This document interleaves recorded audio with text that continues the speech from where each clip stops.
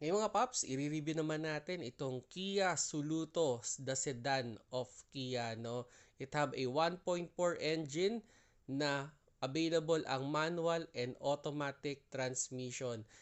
Isa sa mga nagustuhan ko dito sa kotse na to, ang lakas ng aircon and yun, ang ganda rin ng view from the driver, no? Kitang-kita mo yung harap ng sasakyan.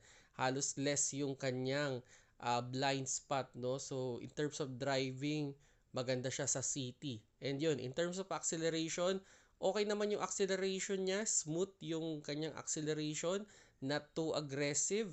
And yun, in terms of looks, maganda yung looks. I think isa to sa mga sedan na hindi agad maluluma yung itsura ng sasakyan. So kung gagamitin mo to for a long period of time, hindi mo mafe-feel agad na maluluma yung kotse kasi yung looks niya modern na,